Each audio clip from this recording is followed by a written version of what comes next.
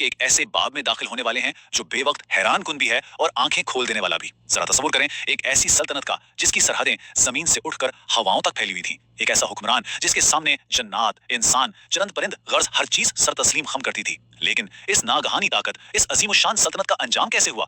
किसी बहुत बड़ी जंग में नहीं, बल्कि एक इंतहाई गैर मुतवक्के और छोटे से वजूद के हाथों। ये तारीख के सबसे बड़े उरूज और सबसे पुरस्कार जवाल की वो दास्तान है जो हमें बहुत कुछ सोचने पर मजबूर कर देती है। चलें सीधा इस बात की गहराई में चलते हैं। ये वाकई एक जबरदस्त तसाद है ना। मतलब तारीख का सबसे ताकतवर हुक्मरान जिसकी हैबत से ठोस पहाड़ भी कांप उठते थे, उसकी हुक्मरानी का इख्तिताम किसी बैरूनी हमले से नहीं बल्कि एक नजर न आने वाले हकीर से कीड़े की वजह से हुआ। ये बात जहन में एक बहुत बड़ा सवालिया निशान खड़ा कर देती है कि क्या वाकई एक मामूली सी दीमक में इतनी ताकत थी कि वो दुनिया की अजीम तरीन सल्तनत को जमीन बोस कर दे। आइए इस दिलचस्प सफर में इस मामले को हल करते हैं। पहला हिस्सा, जिन्नात और तांबे की सल्तनत। अब यहाँ से असल कहानी शुरू होती है। हम जिस सल्तनत की बात कर रहे हैं उसका बुनियादी ढांचा कोई आम रियासती निजाम नहीं था। ये दरअसल एक ऐसी नाकाबिले तस्वुर सुपर इंडस्ट्री थी जहाँ मजदूर इंसान नहीं बल्कि ताकतवर जिन्नात थे। वो जिन्नात जिन्हें ना तो कोई जंजीर बांध सकती थी और ना कोई दीवार रोक सकती थी। ये वो मखलूक थी जो ठोस पहाड़ों को भी मोम की तरह पिघला देने की सलाहियत रखती थी। ये तामीराती काम हमारी आज की जदीद साइंसी सोच से भी कहीं आगे था। चश्मों से पानी के बजाय पिघला हुआ तांबा बहता था। जी हाँ, जिसे ऐनुल कतर कहा जाता था, और यह मुसलसल 3 दिन और 3 रात बहता रहा। जिन्नात की रफ्तार हवा जैसी थी और वो ठोस संगमरमर को ऐसे तराशते थे जैसे गर्म छुरी से मक्खन काटा जा रहा हो। उन्होंने बुलंद बाला महलात और हैरत अंगेज तुतुन तामीर किए और अवामी ज़ियाफतों के लिए ऐसे प्याले तैयार किए जो वाकई तालाब जितने बड़े थे। मकसद क्या था? ताकि रोजाना हजारों इंसानों, जिन्नात, परिंदों और जानवरों को खाना खिलाया जा सके। ये दुनिया की एक बेमिसाल और लफ्जी मानों में एक मुकम्मल फलाही रियासत थी। और इस फलाही रियासत की फरावानी का अंदाजा जरा इस अदद यानी 20 से लगाते हैं। सल्तनत के शाही बावर्ची खाने में लोहे की इतनी बड़ी और वजनी देगें मौजूद थीं जिन्हें जमीन में बाकायदा मुस्तकिल तौर पर नस्ब करना पड़ा था। कोई आम ताकत उन्हें अपनी जगह से हिला तक नहीं सकती थी। और इन देगों में एक ही वक्त में 20 ऊंटों का गोश्त पकाया जाता था। क्या कमाल की बात है, ताकि मखलूक खुदा का कोई भी फर्द, चाहे वो इंसान हो या जानवर, भूखा न सोए। लेकिन एक मिनट ठहरे, क्या ये तमाम सरकश जिन्नात अपनी खुशी और मर्जी से इतनी सख्त मशक्कत कर रहे थे? जरा बताते हैं कि ऐसा बिल्कुल भी नहीं था। जब ये हजारों जिन्नात काम कर रहे होते तो उनकी निगरानी के लिए उनके बिल्कुल दरमियान एक फरिश्ता मौजूद होता था जिसके हाथ में आग का एक कोड़ा होता था। अगर कोई एक जिन भी जरा सी हुक्मदुली करता या काम चोरी दिखाता तो वो फरिश्ता उसी वक्त उसे आग के कोड़े से जलाकर राख कर देता। बस यही वो शदीद खौफ था जिसने इन सरकश मखलूकात को दुनिया के बेहतरीन मजदूरों में बदल दिया था। इस बेपनाह ताकत का दायरा सिर्फ जमीन तक महदूद नहीं था। अब इस अदद पर गौर करें, 350। ये दरअसल मीलों में उस फिजाई शहर की वुसअत है जो हवा के दोष पर उड़ता था। ये कोई रिवायती लश्कर नहीं था बल्कि एक पूरा उड़ता हुआ शहर था जिसमें 25 मील का रकबा इंसानों के लिए था, 25 मील जिन्नात के लिए, 25 जानवरों के लिए, और बाकी हिस्से पर परिंदे अपने परों को फैलाकर इस पूरे लश्कर पर एक कुदरती साइबान यानी साया किए रखते थे। दूसरा हिस्सा, हवा की अदालत और इंसाफ, मुतलक ताकत और इस हैरानकुन फिजाई शहर के जिक्र के बाद अब हम इस अजीम सल्तनत के सबसे खूबसूरत और रोशन पहलू की तरफ चलते हैं, और वो है इंसाफ। ये एक ऐसी अनोखी अदालत का जिक्र है जिसकी मिसाल इंसानी तारीख में कहीं और नहीं मिलती। यहाँ हमारे सामने एक निहायत दिलकश और हैरानकुन सवाल आता है। वो मंजर किस कदर अजीब होगा जब एक निहायत कमजोर ज़ईफ औरत उस अजीम बादशाह की अदालत में पेश हुई। उसकी शिकायत ये थी कि हवा ने उसे छत से गिराकर उसका हाथ तोड़ दिया है। जरा सोचें, बादशाह ने उसी वक्त हवा को कटहरे में तलब कर लिया। एक ऐसी कुव्वत जो नजर तक नहीं आती, वो भी उस दरबार में बाकायदा जवाबदा थी। अब यहाँ अदालत के सामने एक इंतहाई पेचीदा अखलाकी मसला था। बाएं जानिब इस्तिगासा है, यानी उस बूढ़ी औरत का इनफरादी नुकसान जिसका हाथ टूट गया, और दाएं जानिब हवा का ठोस दिफा मौजूद है कि वो कोई शरारत नहीं कर रही थी बल्कि समंदर में डूबती हुई एक कश्ती के मुसाफिरों की जान बचाने के लिए खुदाई अहकामात के तहत तेजी से सफर कर रही थी, और बदकिस्मती से उस तेज रफ्तारी की लपेट में आकर वो औरत गिर गई। ये तो सीधा सीधा वसीतर मफाद व मुकाबला इनफरादी नुकसान का एक कड़ा इम्तिहान बन गया। तो इस पूरी बहस का अहम तरीन नुक्ता क्या है? फैसला आखिर क्या आया? खुदाई फैसला ये सुनाया गया कि अगरचे बड़े मकसद के लिए कश्ती वालों की जान बचाना जरूरी था, लेकिन इसकी आड़ में एक गरीब फर्द के नुकसान को नजरअंदाज नहीं किया जा सकता। लिहाजा इस कमजोर औरत को मुआवजा मिलना चाहिए। चूंकि कश्ती वालों की जान बची है, इसलिए कश्ती के मालिकान को उस औरत के टूटे हुए हाथ की दीद यानी जुर्माना अदा करना होगा। इससे ये सुनहरा उसूल साबित हुआ कि किसी भी बड़े मफाद के नाम पर कमजोर का हक हरगिज पमाल नहीं किया जा सकता। इतनी बेपनाह ताकत और गैर मामूली इंसाफ के साथ उस हुक्मरान की जाती आजिजी का आलम भी अपनी मिसाल आप था। दुनिया का वो अजीम तरीन बादशाह जिसके नाम से जाबिर हुक्मरान कांपते थे, वो रोजाना सुबह अपने शाही और शानदार लिबास के नीचे एक सख्त खुरदरे कपड़े का लिबास पहनकर निकलता।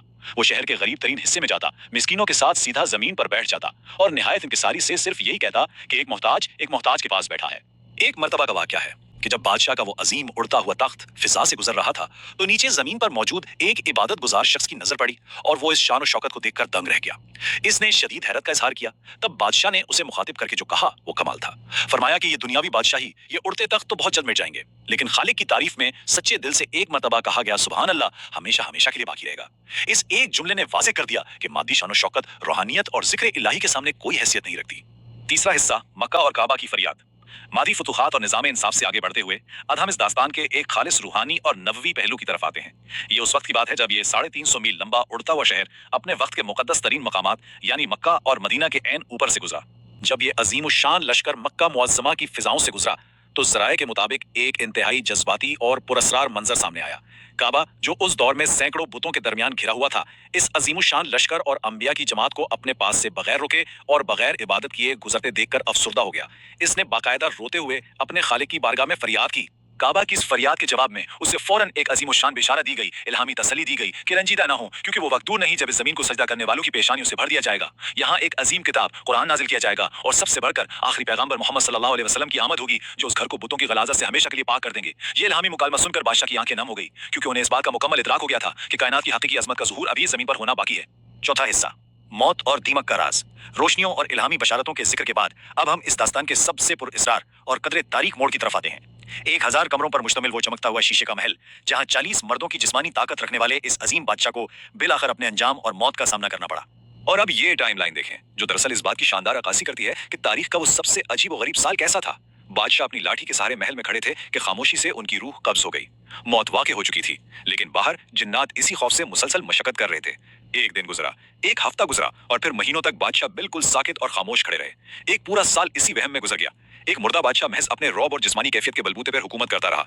इस एक साल ने जिन्नात के गैब का इल्म रखने के इस खोखले दावे को मुकम्मल तौर पर बेनकाब करके रख दिया। अब जरा इस तफसील पर गौर करें।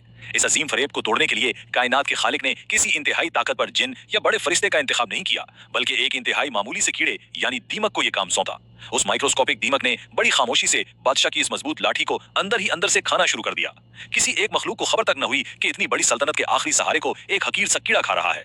और फिर जैसे ही लकड़ी का आखिरी रेशा कटा, लाठी टूटी और बादशाह का बेजान जिस्म बलाखिर धड़ाम से जमीन पर आ गिरा। पांचवा हिस्सा, आसिफ की गुमशुदगी और तबाही।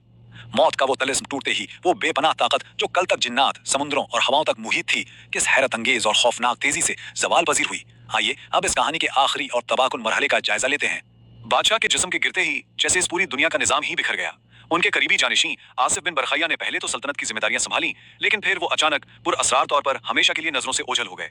इस खला के दौरान कौम तेजी से खुदाई रास्ते और अहकामात से भटक गई और फिर मशरिक की तरफ से बख्त नसर ने तूफान की तरह एक निहायत खूनरेज हमला किया। वो अजीमुशान हैकल जिसकी दीवारों में हीरे जड़े थे, उसे तबाह कर दिया गया।